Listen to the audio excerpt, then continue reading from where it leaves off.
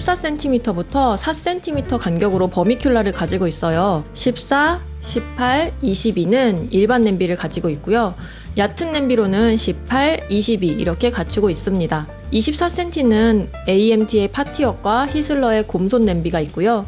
28은 히슬러의 전골 냄비를 쓰고 있습니다. 그 외에는 특이한 디자인들 있죠. 웍이나 오벌 같은 거요. 그런 건 버미큘라에서는 나오지 않거든요. 그래서 이거는 따로 스타우브에서 구매를 했습니다. 오늘은 버미큘라를 좀 더 디테일하게 설명하고 다음에는 스타우브와 르크루제 그리고 스텐을 모아서 한번 설명해 볼게요. 지난 영상에서 제가 냄비 선택의 6가지 기준을 말씀드렸는데요. 버미큘라가 가볍고 예쁘고 식탁에 바로 올려놓을 수 있는 디자인이라 메인으로 선택했어요. 사이즈별로 한번 디테일하게 설명해 볼게요. 먼저 14cm입니다.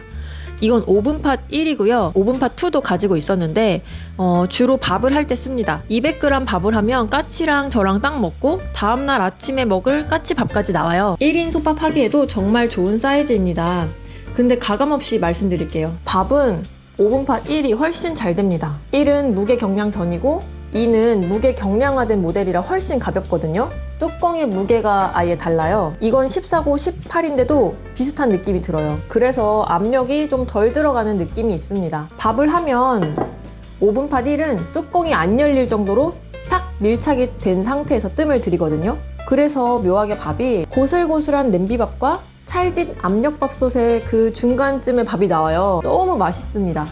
근데 오븐팟 2는 그렇게까지 압력이 걸리진 않아요. 고슬고슬한 냄비밥이 나옵니다. 그럼 상대적으로 무거운 스타우브에 해야 되는 게 아닌가 그런 생각하실 수도 있는데 스타우브도 무게로 누르는 건 맞지만 미세하게 그 뚜껑에 약간 둥글어요. 살짝 움직이거든요. 그래서 압력이 딱 들어가지는 않는 것 같아요. 근데 이 범위는 이 면과 이 면이 정말 미세하게 딱 맞거든요. 움직이지가 않아요. 아예. 심지어 그 르크루제 밥솥 있잖아요. 라이스 하는 라이스팟. 그것도 얘보다 맛이 없어서 걔도 처분했습니다. 그래서 이 14cm 오븐팟 1이 훨씬 밥맛이 있다는 걸 알고 나서 18cm 오븐팟 1을 사고 싶었는데 단종된 거예요. 그거 좀 진짜 아쉬운데요.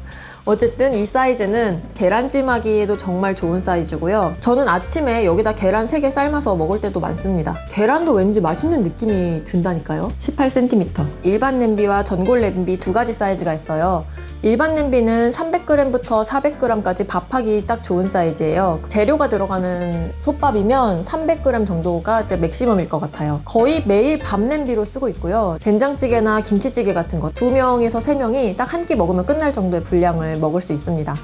여기에 카레 한번 했다가 넘치기 직전까지 가서 요거는 그냥 밥이랑 찌개 전용으로 쓰시는 걸 추천드려요. 이건 기본이니까 그렇다 치고 의외로 저는 이 얕은 냄비를 정말 자주 씁니다. 순두부 계란찜이라든지 두부 조림, 감자 조림, 뭐 생선 조림할 때는 무조건 얘를 쓰는 것 같아요.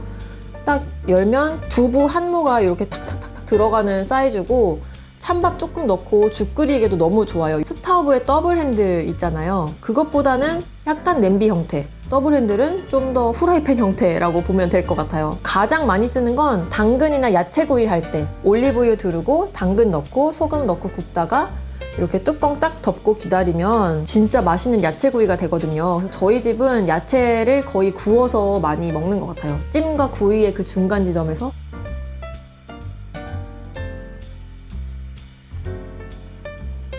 까치랑 저랑 딱 둘이 먹거나 뭐 3인까지도 여기에 나온 야채 반찬 실컷 먹을 수 있을 거예요. 22cm. 일반 냄비랑 얕은 냄비 모두 가지고 있어요. 솥밥을 한다, 4인이다 그러면 무조건 여기다가 해야 합니다. 재료랑 밥이 다 들어가면 딱 4인 정도 먹을 만큼 할 수 있는 것 같아요. 근데 일반 쌀밥은 냄비 용량이 커질수록 압력이 작아지는 건지 14에 살 때, 18에 살 때, 그리고 22cm 할 때 이렇게 밥맛이 점점 줄어드는 것 같아요. 압력 때문일까요? 누가 아시는 분 계신가요? 22cm는 국이나 뭐 카레, 김치찜 이런 대부분의 요리를 여기서 할 수가 있습니다. 요즘은 까치가 먹는 분량이 많아져서 그런지 18cm를 자주 사용했었는데 요즘은 22cm 냄비도 굉장히 자주 꺼내고 있습니다.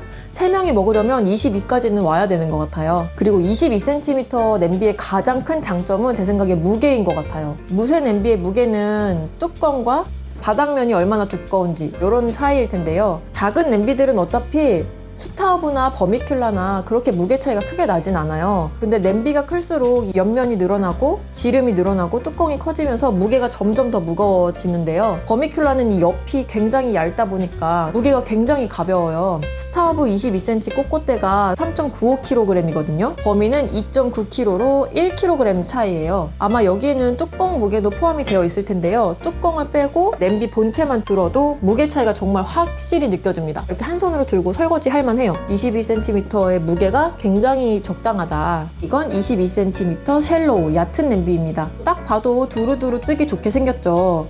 야채 구이는 물론이고 찌개, 전골, 조림, 찜닭 다 할 수 있어요. 쉘로우 기준으로 18cm가 약 2인분이면 얘는 한 3인분. 요거보다 4cm 커진 게 나오거든요, 범위에.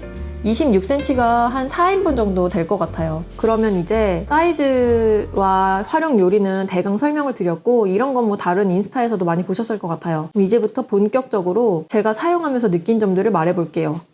이제 본론입니다. 먼저 컬러는 무광과 유광으로 나눠서 선택이 가능하고요. 내부도 블랙 그리고 베이지 이렇게 나눠져 있습니다. 유광은 지문이 많이 묻는 편이에요. 스타우브랑 꽃꽃대는 제가 지문이 많이 묻는다는 생각은 안 해본 것 같은데, 이 그레이 같은 경우에는 그래도 지문이 좀 덜 티나거든요. 연한 색이라. 근데 이 브라운은 손바닥 한번 딱 찍어도 이제 지문이 남고, 뭐 음식이 살짝 묻었다 이런 게 티가 너무 많이 납니다. 버미큘라 원이 스타우브랑 비슷했는데 이렇게 올록볼록 하잖아요. 꽃꽃대가 여기 글씨도 있으니까 장식적인 요소가, 그래서 티가 좀 덜 나는데 얘는 엄청 미니멀한 디자인이잖아요. 지문이 묻으면 티가 많이 납니다.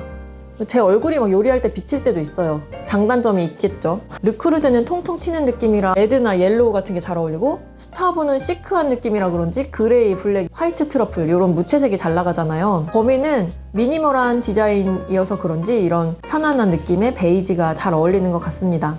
저는 핑크도 가지고 있었는데 약간 신혼부부 느낌이 정말 물씬 나긴 했어요. 다만 무광은 짙은 양념이 물들까봐 걱정하실 수 있는데, 제 생각에는 내부나 외부나 코팅이 비슷한 재질인 것 같아요. 어차피 내부에 물들면 외부도 물들 것 같은데 아직 내부가 굉장히 깨끗하거든요. 요리하고 바로바로 씻으면 괜찮을 것 같습니다.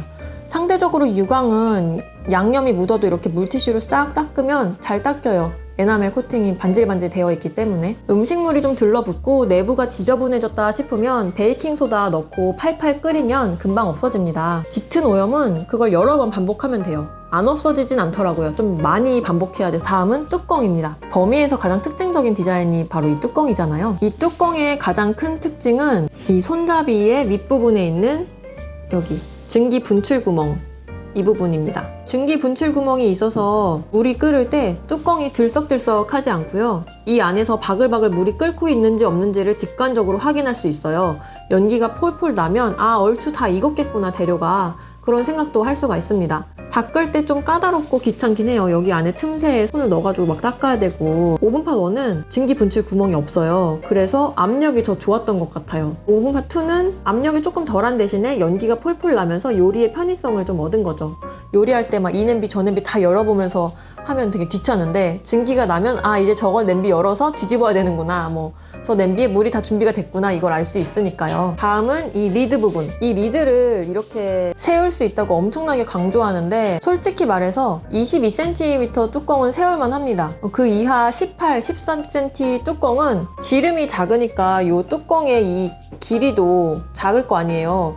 그래서 세우다 보면 이 뚜껑을 잡아서 들어서 이렇게 놓는 중에 이렇게 자꾸 손이 닿아요. 뭐 이렇게 살짝 삐끗삐끗 하면서. 요리를 하다 보면 이 뚜껑이 뜨거워지니까요. 뭐 이렇게 행주를 접어가지고 보통 이렇게 하실 거 아니에요. 이렇게 딱 잡아서. 너무 두껍나? 이렇게 잡아서 이렇게 옮겨서 이렇게 세울 거 아니에요. 그럼 이제 이게 세우기가 굉장히 까다롭습니다. 행주를 뭐 이렇게 해가지고. 지금도 잘 안 돼요. 제가 행주 두꺼운 거 써서 그렇긴 하지만. 근데 또 두껍지 않으면 뜨겁잖아요. 세우는 것도 은근 이렇게 균형을 잡아야 돼서 한 번에 탁 세우기가 어려워요. 이 요리를 하다 보면 냄비 뚜껑을 바로 옆에다 놓고 막 바쁘잖아요. 빨리 뒤적여야 되고 안 보고 내려놓기도 해야 되고. 근데 이거는 꼭 사람이 시선을 보고 집중해서 세워야 해요. 뚜껑이 길다 보니까 여기를 잡고 설거지를 이렇게 하거나 이렇게 물기를 제거할 때 이렇게 닦을 거 아니에요. 그러다 보면 이 안에 나사가 풀리게 됩니다. 헐거워져요. 지금 이 베이지 뚜껑이 약간 덜렁덜렁 하거든요. 이런 것들이 생기면 여기 육각 렌치로 여기를 조여가지고 이렇게 조절을 해줘야 돼요. 그래서 이게 살짝 귀찮다? 물론 스타브 냄비 뚜껑도 뭐 비슷할 거라고 생각은 하는데 이 리드를 내가 잡고 이렇게 돌리다 보니까 더 빨리 헐거워지는 느낌이 있다. 그리고 여기 부분이요, 가운데 스타브도 이 가운데 부분에 쓰다 보면 녹이 생기거든요. 아직까지는 범위에서 이 나사 부분에 녹이 생긴 일은 없었어요. 그래도 어쨌든 여기 안에 틈새가 있으니까 안에 녹이 있을지도 모르죠. 스타브 꼬꼬대랑 비슷한데 여기가 온폭 들어가 있잖아요. 그래서 물이 이렇게 고여있기가 좋아요. 그래서 녹이 더 빨리 쓰는 것 같고, 파투는 이렇게 밋밋하게 평평하게 마감을 했어요. 그래서 물이 좀 흘러내리니까 덜 녹이 쓸 수도 있겠다, 뭐 이런 추측을 하고 있습니다. 그럼 이제 말이 나온 김에 이어서 녹 이야기도 해볼게요. 이거는 진짜 제가 써본 브랜드 중에 이게 녹이 가장 빨리 생겨요. 국이나 밥 해놓고 뚜껑 덮고 식사 끝나고 정리하려고 보면 녹이 생겨 있어요. 씻어놓고 수건에 세워두고 조금만 그대로 두고 보면 또 녹이 생겨 있어요. 식기세척기 돌리면 당연히 녹이 생깁니다. 왜냐하면 식기세척기라는 게 세척을 하고 건조를 할 때 뜨거운 바람이 샥 나오잖아요. 그러니까 녹이 바로 생겨요. 습기가 잘 생기는 냉장고에 넣는다는 건 절대 금지입니다. 그냥 녹이 생겨요. 그래서 애초에 녹이 안 생기도록 하는 게 가장 좋습니다. 요리를 하자마자 바로 설거지를 해주는 게 좋고요. 저는 요리하고 나서 이렇게 뚜껑 열고 밥을 뜨잖아요. 그러면 밥 뚜껑도 안 닫아놔요. 그냥 열어놓고 밥을 먹습니다. 급하니까. 국을 뜬 다음에 이 뚜껑 닫아놔야 되지만 안 닫아요. 녹 생길까봐. 그냥 먹고 와서 치웁니다. 장점은 녹이 생기면 관리는 쉬운 편이에요. 스타우브나 르크루제는 무쇠가 두껍고 만져보면 녹이 약간 좀 덜 생기게 생겼어요. 근데 그 거친 표면에 녹이 생기면 은근 지우기가 어렵더라고요. 깊게 생기는 것 같아요. 케첩을 발라서 하루 두고 철수세미로 밀고 해도 잘 안 닦이더라고요. 범인은 녹이 굉장히 얇게 생깁니다. 수세미로 한번 쓱 지나가기만 해도 없어져요. 좀 많이 생겼다 하면 이제 약간 거친 수세미, 저는 무지 수세미를 잘 사용하는데요. 그걸로 박박 닦아주면 없어집니다. 그리고 또 안 된다고 하면 베이킹소다랑 세제 아니면 케첩을 적당하게 섞어서 겔 형태를 만들고 발라 놓습니다. 다음날 아침에 일어나서 닦으면 깨끗해지더라고요. 문제는 이 까만색 코팅 안 된 이 부분이 아니라 이 코팅된 부분에 녹이 묻었을 때입니다. 이게 코팅이 다 되어 있으니까 박박 수세미로 문지를 수가 없어요. 베이킹소다를 발라놔도 안 지워질 때가 있어요. 그때는 이제 이 만능젤을 사용해서 지워집니다. 세제 묻혀서 수세미로 살짝만 밀어주면 닦이더라고요. 여기에 녹이 왜 묻냐면 예를 들어서 설거지를 하고 이렇게 겹쳐놓잖아요? 그러면 이제 요 까만색의 녹이 생긴 게 여기로 오염이 됩니다. 그게 진짜 안 지워져요. 이어서 코팅 이야기가 나왔으니까 자연스럽게 이제 코팅 이야기 한번 해보겠습니다. 이게 주물에다가 코팅을 입힌 거잖아요. 에나멜로. 에나멜은 금속에 이제 유리질에 유약을 발라서 도자기 굽듯이 뜨거운 불에 구운 건데요. 결국에는 에나멜, 유리, 깨진다. 깨짐 이슈가 발생합니다. 코팅이 깨져요. 스타우브랑 르크루제도 물론 깨짐 이슈가 있습니다만 범인은 정말 잘 깨집니다. 겉에가 아니라 이 모서리 부분이 정말 잘 깨져요. 특히 이게 모서리가 딱 밀착이 되도록 정밀하게 마감이 됐다 보니까 탁 놓으면서 이 부분이 정말 잘 부딪히고 잘 깨져요. 유리잔들끼리 부딪히다가 깨지고 모서리 탁 나가고 이런 거 있잖아요. 이가 나간다고 하잖아요, 도자기가. 얘도 도자기 이 나가듯이 여기가 이가 나갑니다. 그리고 문제는 깨지고 나면 여기에 녹이 생겨요. 이렇게 여기 안에 녹이 생깁니다. 그래서 그걸 또 세척해야 되는데 참 귀찮죠. 그때는 이제 전용 세제로 닦아주면 되긴 합니다.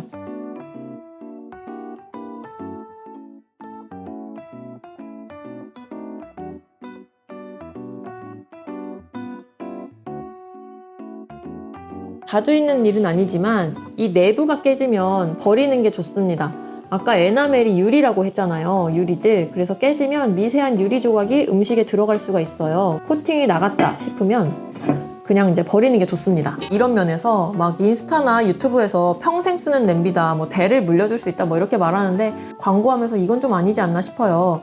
물론 깨져도 요리에 지장 없고 녹도 잘 관리하면 되는 게 맞습니다만 기스나고 부러진 거 저도 새 걸로 바꾸고 싶은데 그걸 뭐 누구한테 물려주기까지 하겠어요. 그러니까 대대손손 쓰는 건 당연히 어렵고 그냥 우리들이나 아껴서 예쁘게 오래오래 쓰는데 만족하면 될 것 같습니다. 코팅까지 얘기했으니까 기름칠 이어서 얘기해볼게요. 내부는 코팅이니까 당연히 시즈닝 안 해도 되고요. 이 까만색 부분, 여기에 이제 기름칠을 한다는 거거든요. 제가 이거 기름칠을 정말 얇게 해야 된다는 걸 잘 모르고 키친타올로 막 듬뿍듬뿍 발랐던 시기가 있어요. 기름을 싹 머금고 반질반질하면 아, 내가 관리 되게 잘하고 있다 이런 생각이 들었었는데요. 며칠 지나고 나니까 서랍장 안에서 냄새가 나는 거예요. 기름 쩐내 같은 게. 이게 보니까 기름이 냄비에 굳어가지고 냄새가 나기 시작한 거예요. 그래서 그 이후로 베이킹소다 발라가지고 며칠에 걸쳐서 기름때를 싹 다 벗기고 지금은 아예 기름칠도 안 하고 그냥 쓰고 있습니다. 기름칠을 하는 이유가 무쇠가 녹이 슬지 않도록 하기 위해서잖아요. 저는 얘들을 정말 매일 쓰거든요. 그래서 매일 설거지하고 녹이 나면 매일 닦아내고 이제 건조하고 있기 때문에 기름칠을 안 해도 특별히 문제가 없더라고요. 오히려 기름칠 안 하니까 훨씬 더 설거지 끝내는 게 빨라졌어요. 그냥 행주로 물기만 제거하면 되니까요. 스타우브나 르크루제도 기름칠을 안 하고 쓰고 있는데 전혀 문제 없습니다. 여러분도 귀찮으면 하지 마세요. 기름칠을 하는 것보다 물기 제거를 빨리빨리 해주는 게 제일 좋지 않나 싶습니다. 이렇게 말하다 보니까 버미큘라의 그 관리의 귀찮음, 안 좋은 점만 말한 것 같은데 아닙니다. 저는 진짜 버미큘라 제일 좋아해요. 무쇠 냄비 중에서 이게 가장 사용하기 편한 냄비라고 말씀드릴 수가 있습니다. 가벼운 무게가 가장 최고의 매력이고요. 이것 때문에 매일 쓰면서도 전혀 부담스럽지가 않아요. 밥상에 올려놔도 예쁜 디자인이고요. 버미큘라는 제가 손으로 직접 설거지를 하는데 이거 하다가 스타우브 한번 설거지하면 그날 바로 이제 손가락 관절이 욱신욱신합니다. 파스 붙여야 돼요. 그 정도로 무게 차이가 많이 납니다. 만약에 버미큘라 입문하신다면 1, 2인 가구에게는 14cm 추천드려요. 밥이 정말 맛있거든요. 그리고 2, 3인 가구라면 이제 18cm 제일 기본 사이즈, 3인 이상이면 22cm 추천드립니다. 만약에 이 기본 냄비들 쓰시다 하시면 이 전골 냄비 작은 거 하나 들여서 써보시고요. 요 사이즈는 스타우브에도 시스테라가 이 사이즈가 있거든요. 그래서 요 18cm 사이즈 요거 하나 들여서 야채구이용으로 한번 써보세요. 진짜 맛있게 돼요. 제가 어저께 스타우브랑 르크루제 매장에 가서 한번 다시 들어봤어요. 제가 영상을 만들 때 잘못된 정보를 드리면 안 되잖아요. 그래서 직접 다시 들어보고 내부도 만져보고 꼼꼼하게 체크도 하긴 했는데 첫 번째, 역시 무게는 정말 무겁다. 두 번째, 한국에 어울리는 그런 찌개나 국 이런 요리에는 라운드된 디자인이 좀 더 잘 어울리겠더라고요. 꼿꼿한 여기 각이 져 있거든요. 여기 튀어나와 있고. 그래서 그런 디자인이 김치찌개에 약간은 안 어울린다는 생각이 살짝은 있어요. 뚝배기 느낌으로 가려면 이렇게 라운드가 있는 게 좋고, 그러면 이제 꼿꼿대보다는 르크루제의 냄비 아니면 이렇게 버미큘라의 냄비가 이렇게 라운드가 딱 되어 있어서 이게 더 형태는 좋은 것 같더라고요. 그리고 제가 정확히 체크를 해봐야겠지만 스타우브와 르크루제는 두께가 두꺼워서 그런지 내부 용량이 그렇게 커 보이지 않았거든요. 똑같은 22cm인데 이게 훨씬 더 큰 용량인 것 같아요. 오늘은 제가 정말 긴 이야기를 했던 것 같아요. 냄비 하나 고르는데 뭐 이렇게까지 봐야 되나 싶겠지만 이게 버미큘라가 작은 가격이 아니잖아요. 그래서 한번 신중하게 생각해 보시는 걸 추천드려요. 뭐 광고가 들어오지도 않겠지만 광고도 아니지만 제가 겪은 시행착오들이 여러분들의 시간과 돈을 좀 아껴드렸으면 또 선택의 현명한 기준이 되었으면 하는 바람입니다. 혹시 영상 보시면서 더 궁금한 점이나 뭐 여러분들만의 버미를 관리하는 꿀팁 이런 게 있다면 댓글로 공유해주세요. 저도 버미의 열렬한 팬으로서 같이 그 노하우 나누면 좋을 것 같아요. 오늘 영상이 도움되셨다면 구독과 좋아요 부탁드리고요. 다음에는 무쇠의 지옥의 또 다른 주인공이죠. 스타우브, 제가 몇 개 가지고 있는 스텐 냄비 이야기로 한번 돌아올게요. 오늘도 영상 봐주셔서 정말 감사드립니다. 무쇠처럼 단단한 일상 보내시길 바랄게요. 안녕.